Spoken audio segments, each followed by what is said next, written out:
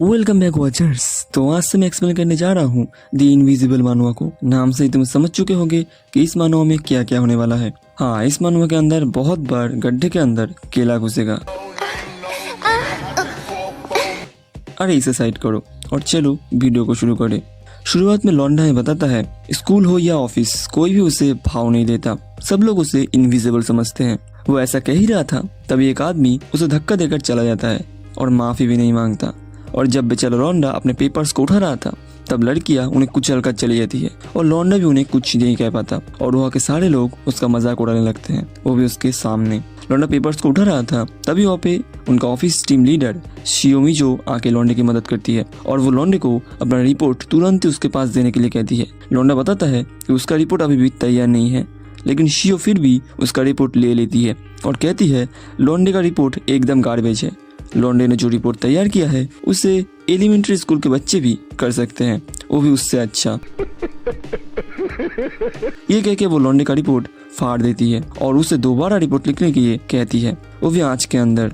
लौंडा भी team leader के आगे कुछ नहीं बोल सकता था, उसे गुस्सा तो आता है लेकिन वो दोबारा लिखने के लिए मान जाता है, या कहूँ उसे मानना पड़ता है। फिर शियो किसी लड़की के साथ बात करते दौरान पता नहीं इसे क्या कहते हैं, ये खोलती है और लौंडे को इसे फेंक देने के लिए कहती है। वो खुद नहीं फेंक सकती थी क्योंकि वो बहुत थक चुकी थी।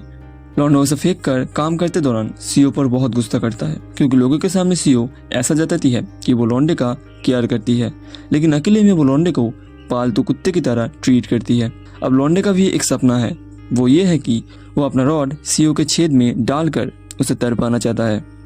तू साला भोला दिखता है लेकिन है एकदम होशियार हो लुच्चा। फिर लौंडा ही बताता है कि वो जहाँ पे काम करता है वो एक बहुत ही बड़ी कंपनी है और लौंडा सिर्फ लक की वजह से यह काम कर पा रहा है। लौंडा बहुत देर तक काम करता है और फिर कुछ खाना खरीद के बाहर आता है तो वो देखता है शियो और बाकी कुछ लोग उसी के बारे में बात कर रहे हैं, जहाँ शियो सबको बता रही थी कि लौंडा उनके क्लास के आसपास भी नहीं है क्योंकि वो एक ऑर्फन है।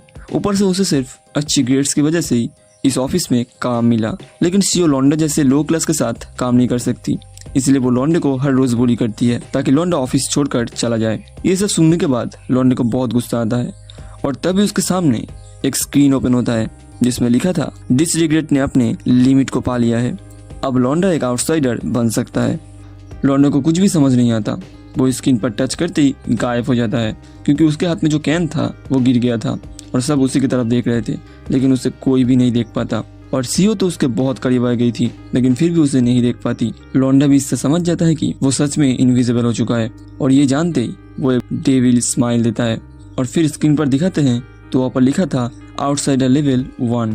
दूसरी तरफ सीओ ऑफिस के अंदर आके देखती है वो लौंडा नहीं है, इसलिए वो फिर लौंडे के बारे में अनफ शनाफ बोलने लगती है, लेकिन उसे थोड़ी ना पता था कि लौंडा जस्ट उसके पीछे ही खड़ा है। लौंडा भी तब अचानक शियोमिजो के संतरे दबाने लगता है और एक हाथ को छेद के अंदर डाल देता है। लड़की तो कुछ समझ ही नहीं पाती क्योंकि वो लौंडे को देख ही नहीं पा रही थी और इसी सीन के साथ एपिसोड 1 यहीं पे खत्म हो जाता है।